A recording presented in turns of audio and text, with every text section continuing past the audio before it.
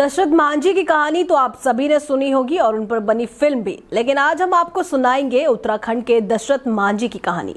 पहाड़ के उस वीर की कहानी जिसने अपने बेटे की कुर्बानी देकर गांव की बंजर भूमि को हरा भरा कर दिया। जी हां, आज हम बात करेंगे गढ़वाल के प्रसिद्ध सैनिक और नेता वीर माधव सिंह भंडारी की, उनके गढ़वाल के लिए दिए गए बलिदान की, उनके शुरुआती जीवन की, उनके वीरता और पराक्रम की, साथ ही मलेथा में उनके द्वारा बनाई गई नहर की, और आखिर क्यों उन्होंने अपने ही इकलौते बेटे की बलि देने का फैसला किया, बताएंगे आपको आज के इस खास रिपोर्ट में। नमस्कार, आप देख रहे हैं एमएटीवी न्यूज और मैं हूं आपके साथ गीतांजलि सेमवाल।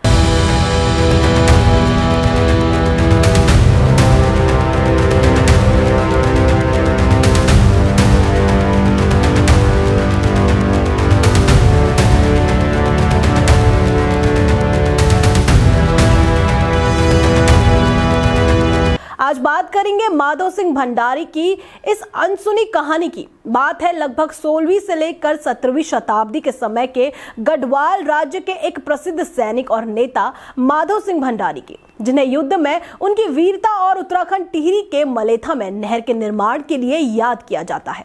माधव सिंह का जन्म लगभग 1585 में उत्तराखंड टिहरी जिले के लालूदी गांव में कालो भंडारी नाम के एक वीर योद्धा के घर पर हुआ था। माधव सैनिकों के एक परिवार से थे जो उस समय गढ़वाल के राजाओं की सेवा किया करते थे। उस समय राज्य के राजा गढ़ नरेश ने माधव के पिता कालो भंडारी की वीरता और चतुरता से प्रभावित होकर कालो को बहुत जमीन दी थी।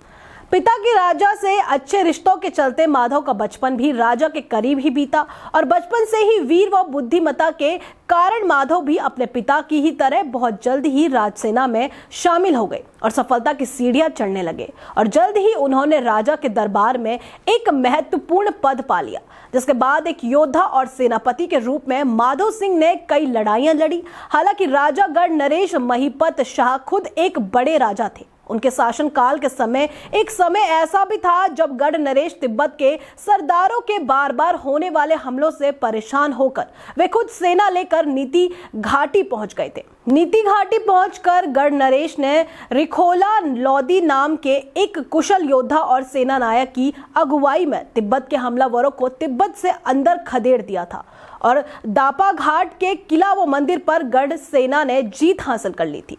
वीर माधव सिंह भी इस युद्ध के नायकों में से एक थे। 1928 में पंडित हरिकृष्ण रतूड़ी की लिखी गई गढ़वाल का इतिहास नामक उत्कृष्ट कृति में वीर माधव सिंह भंडारी का जिक्र किया गया है, और साथ ही माधव सिंह से जुड़े कई किस्से व युद्धों का भी वर्णन पंडित हरिकृष्ण रतूड़ी ने इस कृति में किया है।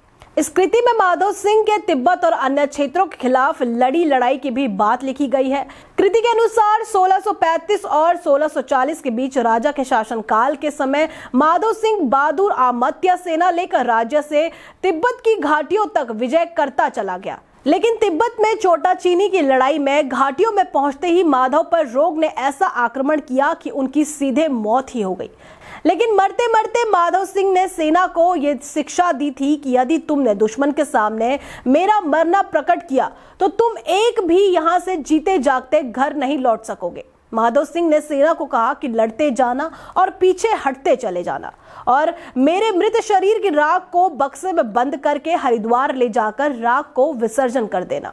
इसके बाद सैनिक और सरदारों ने वैसा ही किया और सकुशल लौट आए। सेना ने हरिद्वार में माधव सिंह का शवदाह क्रिया की और श्रीनगर दरबार में उनकी मृत्यु की सूचना दी। लेकिन क्या आप जानते हैं कि मृत्यु से पहले माधव सिंह ने तिब्बत के साथ साथ गढ़वाल की सीमा को भी ठीक करने का काम किया था, और उनके बनाए हुए चबूतरे हिमालय की घाटियों में आज भी पाए जाते हैं। और इसी माधव सिंह ने मलेथा में नहर की सुरंग निकाली थी। मलेथा, जो कि उत्तराखंड टिहरी के कीर्तिनगर के पास देवप्रयाग मार्ग पर बसा हुआ एक गाँव है। एक समय था जब इस गांव में बारिश न होने के कारण अकाल पड़ गया था। लोग दाने दाने के लिए तरसने लगे थे। सूखे की इस समस्या को दूर करने के लिए माधव सिंह ने गांव वालों के साथ मिलकर पंचायत की, और पंचायत में सिंचाई के लिए पहाड़ खोदकर सुरंग बनाने और सुरंग के जरिए गांव में नदी से पानी लाने की योजना बनाई। योजना पर काम के लिए पूरे गांव वालों के राजी होने के बाद माधव सिंह की देखरेख में सुरंग का काम शुरू हुआ। सभी गांव वाले पानी आने की बात सोच सोचकर खुशी मना रहे थे कि अब गांव में पानी आने से खेत हरे भरे हो जाएंगे। लेकिन 225 फीट लंबी सुरंग खोदने के बाद भी नहर में पानी नहीं आया। दुखी गांव वालों ने नहर में पानी लाने के लिए जो हो सकता था वो किया। वे पंडितों के पास गए, पूजा पाठ करवाया, देवी देवता नचवाए, फिर भी कुछ नहीं हुआ। किसी के कहने पर बकरों की बलि भी चढ़ाई, पर कुछ परिणाम नहीं निकला। इतना सब कुछ करने के बाद भी अच्छे परिणाम न मिले। इसके बाद सभी गांव वाले निराश हो गए। सबके चेहरों पर उदासी छा गई और हृदय में दुख की रेखाएं खिंच गई। इन सब के बाद एक रात को माधव सिंह ने एक भयानक सपना देखा। सपने में उन्हें ऐसा लगा कि नहर में पानी तब आएगा जब वो अपने एकमात्र बेटे गजे सिंह की बलि चढ़ाएंगे। इसके बाद सपना टूटते ही माधव सिंह परेशान हो गई कि क्या किया जाए, क्योंकि एक और पूरा गांव और दूसरी ओर उनकी इकलौती संतान थी। शायद ये माधव सिंह की बहादुरी और जिंदा दिली की परीक्षा थी। पर रात के बाद माधव सिंह ने सुबह सपने की सारी बात अपनी पत्नी को बताई। लेकिन जब माधव सिंह अपनी पत्नी को बेटे की बलि की बात बता रहे थे तो ये सारी बातें उनके बेटे गजे सिंह ने सुन ली और उसने अपने मन ही मन सोच लिया कि यदि मेरे कारण सारा गांव बर्बाद हो गया तो मेरा जीवन बेकार है। ये सोचकर बेटा गजे सिंह अपने पिता के पास गया और अपनी बलि देने के बारे में पिता से आग्रह करने लगा। इन सब के बाद माधव सिंह ने सोच समझकर विचार कर आखिर में ये निश्चय किया कि बेटे की बलि देने में ही गांव की भलाई है। लेकिन थोड़ी ही देर में बलि की बात पूरे गांव में फैल गई और ये सुनकर सारे गांव वाले हैरान हो गए। जिसके बाद अगले दिन बेटे गजे सिंह की बलि चढ़ाई गई और नहर में सच में पानी आ गया और जोर की मूसलाधार बारिश होने लगी। माधव सिंह और गजे सिंह की वीरता और त्याग की अमर गाथा पूरे राज्य में फैल गई और दोनों पुत्र पिता हमेशा के लिए अमर हो गए।